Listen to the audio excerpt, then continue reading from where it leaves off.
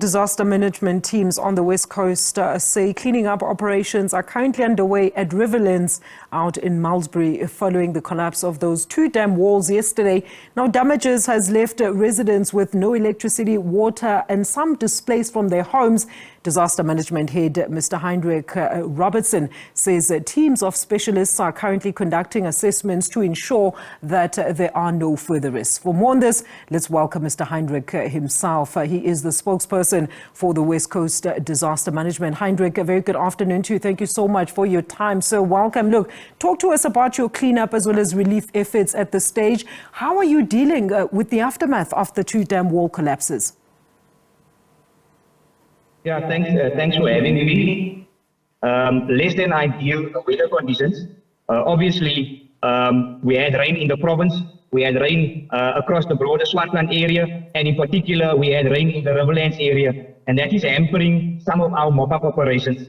For now, our primary focus is humanitarian relief, rendering humanitarian relief to those that has been affected, and making sure that they have dry clothes, that they have something to eat, and obviously hoping to improve and also make sure that we put back the municipal services, no potable water at present and no electricity due to the floods.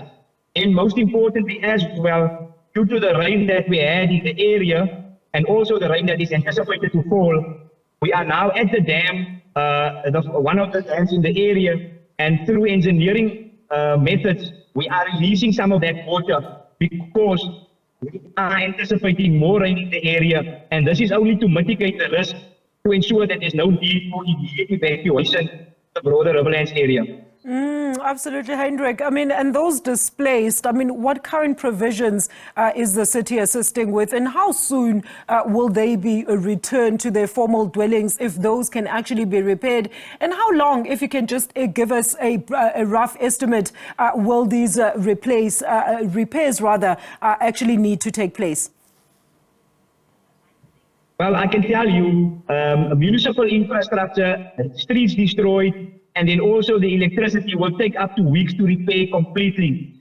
Yesterday, we had experts making a call and informing the municipality that there's no need for an evacuation. After making that call, some of the residents has already returned to their damaged homes in order to clean up and so forth. But there are some of them that have lost everything. They are housed at present in a Tusong center, in a local church, and obviously it will take some time for them to repair their homes. For us now, the focus remains to service and support those in need. And I can tell you, without the support of Gift of the Givers, border municipalities such as the Drakensberg municipality and various other humanitarian relief agencies, we would have struggled to obviously meet that need. But I think the partnership has been great. And for us now, that is the primary focus, is to get humanitarian relief to those affected. And as you can see on the visuals, it was a very destructive flood that hit the area of Riverlands. Absolutely, Heinrich. I mean, speaking of that humanitarian aid, we understand the Gift of the Givers is, of course, as usual and as always, thankfully, in the area to assist you with some of your relief efforts. But what type of additional or collaborative assistance are you still seeking at this stage? Please make your appeal. What we are seeking at present is the support from community members within the bordering towns.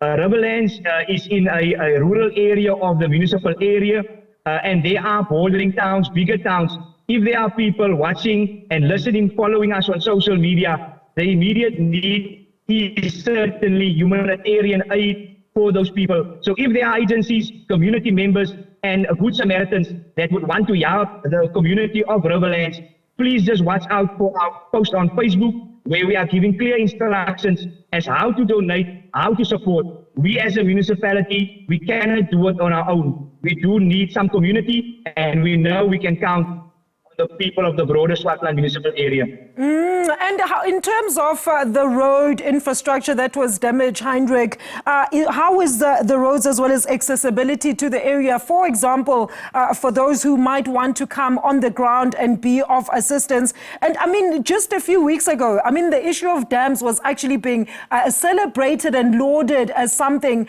that hasn't happened in quite a while. Was it not something that could be foreseen as well as prevented, Heinrich? And who then is liable for these damages at this stage? Yeah, thanks for asking the question. I think, as explained, these dams falls within the jurisdiction of the city of Cape Town. So it is in the borders of the city of Cape Town and is the property of the National Department of Public Works. Unfortunately, Riverlands obviously lies in the low-lying areas of these dams. Once these dams broke its walls, the water swiftly moved into the town of Riverlands. What will certainly take place is a thorough investigation to, one, determine could this have been avoided, and two, to understand what needs to take place to avoid something like this happening again. That obviously is the medium to long-term discussions. For now, our focus remains repairing municipal services, making sure that we get the town up and running in as short a time as possible, and then the focus remains on those 125 people that have lost everything and that will not be able to return to their homes tonight. That is our primary focus as a team on the ground. And hopefully, going into the future, we will ensure that dam control and making sure that this risk does not in future in our municipal area. Absolutely, Heinrich. And a very quick one in closing. I mean, talking about mitigating those risks, what are some of the immediate risks that is actually posed to the residents that are still within the vicinity of Malmesbury at this stage? And how are you trying to ensure that you mitigate as well as get assistance to ensure that disaster does not befall the residents in the area?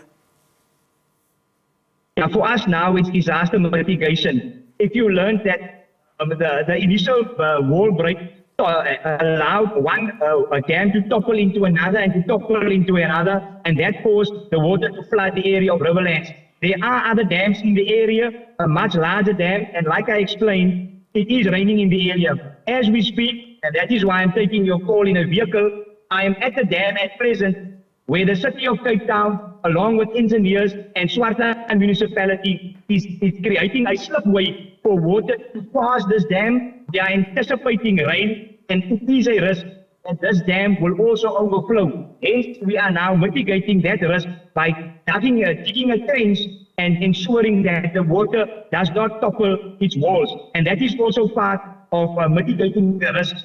Hence, we are saying no reason for evacuation of Riverlands at present, but the rain predicted can change that call in the near foreseen future and going into the weekend. Heinrich, thank you so much for your contribution this afternoon. Certainly we'll keep in track with you to try and track some of those developments out in Malmesbury. There, Mr. Heinrich Robertson, the West Coast Disaster Management spokesperson, they're talking to us about some of the relief measures as well as risks mitigation efforts in the area of Malmesbury after 2 dam walls collapsed yesterday.